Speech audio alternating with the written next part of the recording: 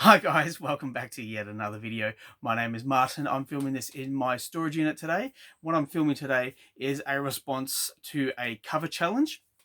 So every Friday, Alan the Comic Collector Geek puts out a challenge to show off 10 books with a particular theme, and this week's theme is 90s covers. So if you want to partake in this challenge, do a video and post it on your page and have the hashtag 90s covers, so 90s covers, 90s covers, and also Friday Comic Challenge, all one word. And if you want to tag me in to your video, I'd love to see what you film. You can tag in Alan at the Comic Collector Geek. He likes to see this as well.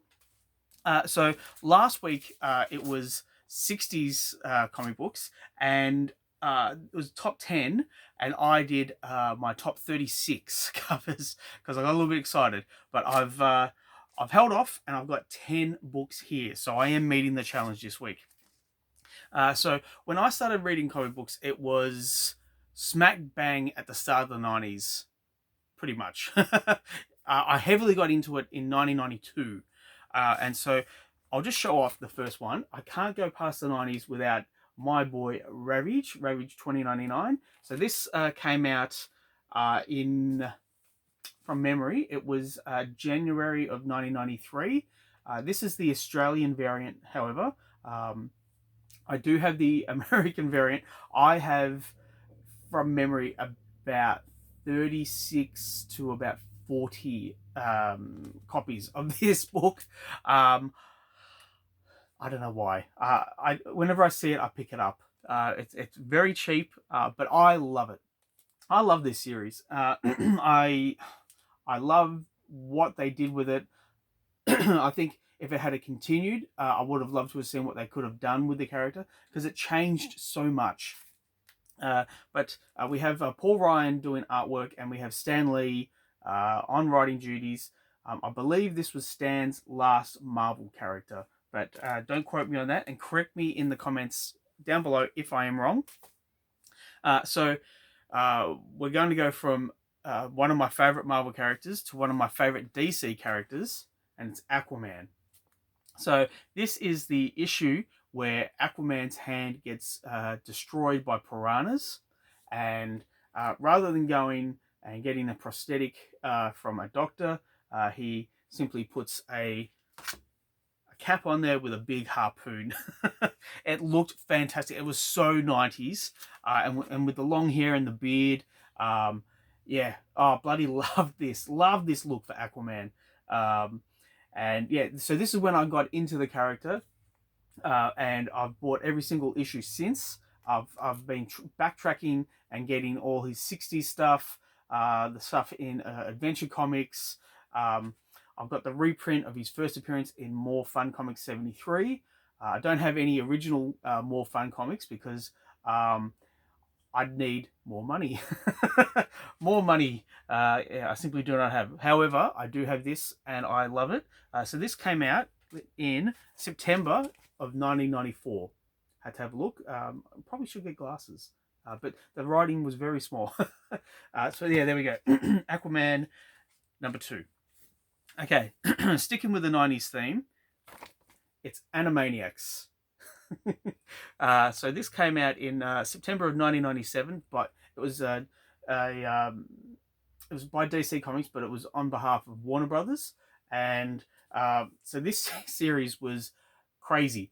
And I bought this from a convention many years ago for $1, and this character, her name is Hello Nurse. And I love it here. It says Animaniacs The Return, because Eric Feliciano asked for it. So one guy must have had a letter writing campaign. Can we please bring back Hello Nurse? Just again and again, to the point where they went, let's just do it and appease this Eric guy, make him happy, and put her on the cover. Yeah, so it's the return of Hello Nurse. I don't know whatever happened to Hello Nurse, but I tell you what, if I ever got to write for DC and I got the chance to write Hello Nurse, I would love to. All right, so keeping with the 90s theme, We have NFL Super Pro. Of course, it's NFL Super Pro.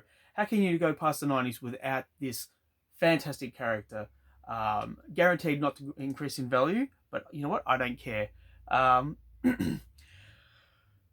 boy, yeah. What can I say about this series? Drawn by Ron Friends, so brilliantly drawn. It's a very interesting concept.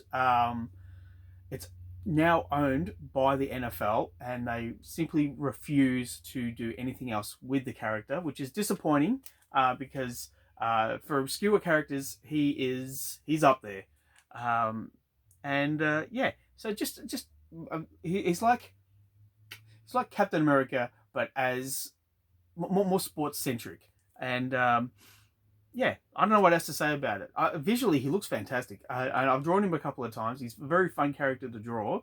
But yeah, it went for 12 issues, and there was a special, like a Super Bowl special, and I've got them all.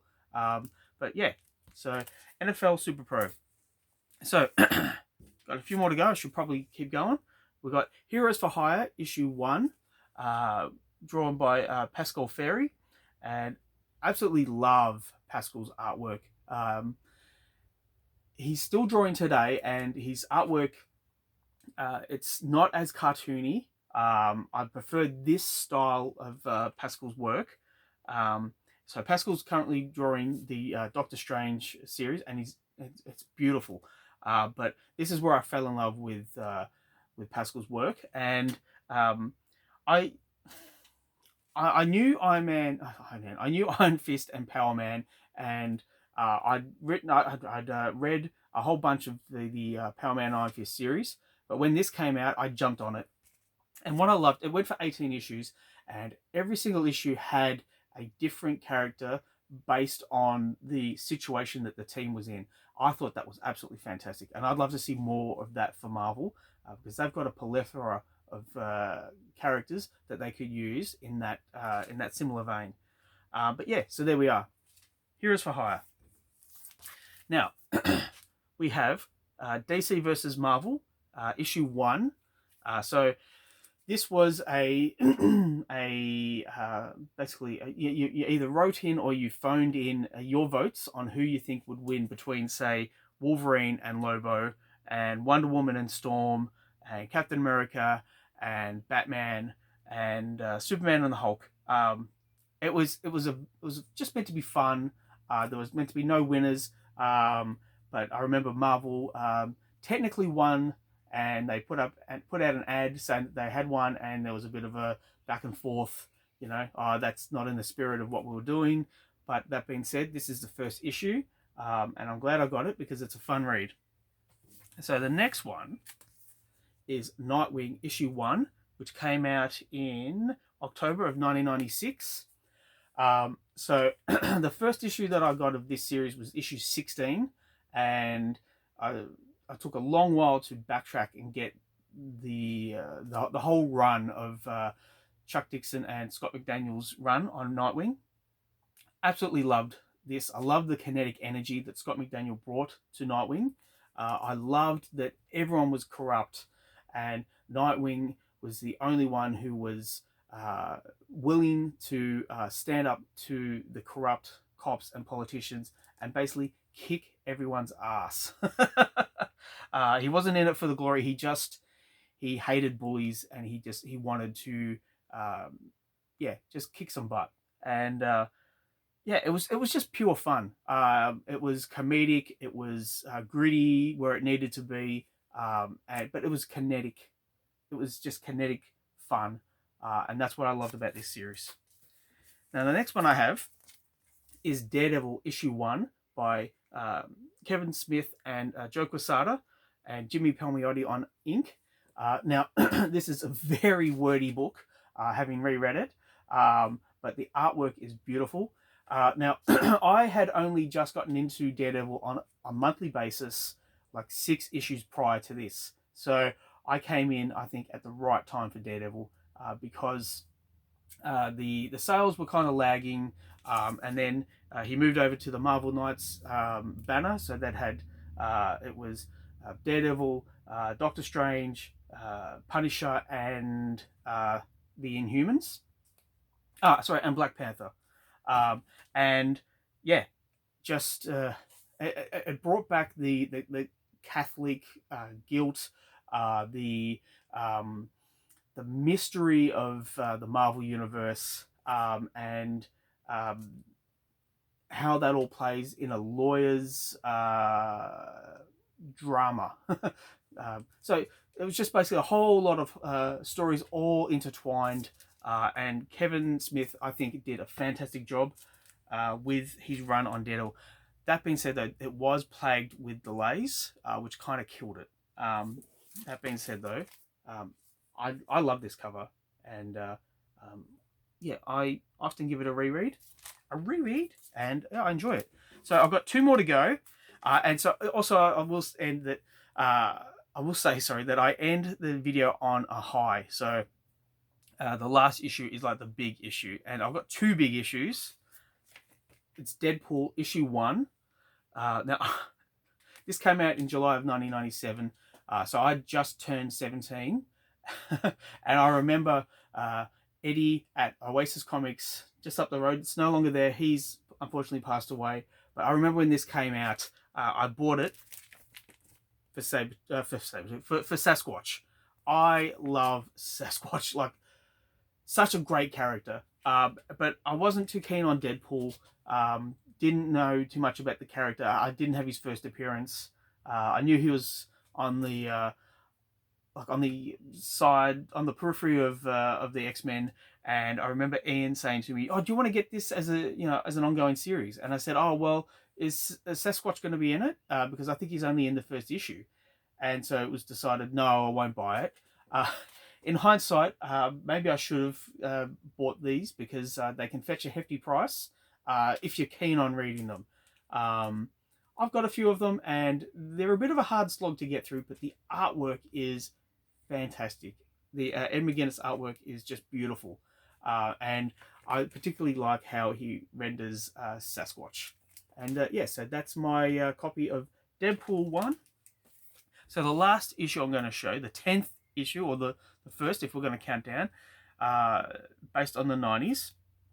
And I wish I knew what year this came out in. It's Hellboy, Seed of Destruction. And I bought this for $4 at a convention many, many, many years ago. This was before the movie came out, before the first movie came out. And I was familiar with Hellboy. I loved Mike Mignola's artwork. I loved the dark shadows. I loved just the gritty the gritty art. Let's just say the gritty art. Nothing else compared at the time to Mike's art. And yeah, I got this for $4 because here in Melbourne, not a lot of people knew Hellboy. And yeah, the movie hadn't come out, so he wasn't kind of not well known as he was back in the early 2000s. But yeah, I just loved the look of it.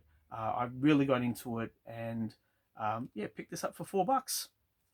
So that's my top 10 90s covers. If you want to partake in this challenge, as I said at the start of the video, go put in, do a video and do hashtag 90s covers and hashtag Friday Comic Challenge.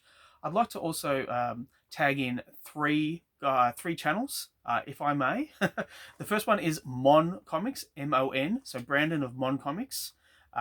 Also Chuck of Why Not Comics, and a channel which I've only just gotten into. It's Speed Metal Comics. So Speed Metal Comics, just check out his channel. Really, just a lot of fun. He's got some great books behind him. He plays in a band, but he loves his comic books. He's got his cat that kind of gets entwined in the videos for comedic effect. Yeah, I like Speed Metal Comics videos. So I'm going to tag these three guys in, and I'm filming this on Saturday afternoon. So this time next week, I will be doing a live cross with Mon Comics. I won't be in here because there's no Wi-Fi at the storage unit. So I'll be back at home. Yeah, and so it'll visually be different, but I'm going to show off some books. I'm going to be talking some trash with Mon Comics and a few other guys. So it's going to be a fun video. I'm looking forward to it. It'll be my first live telecast. But yeah, so that's Saturday next week. Thanks for sticking with me, guys. Please like and subscribe, all that good stuff. Please put a comment down below, and I'll catch you at the next one.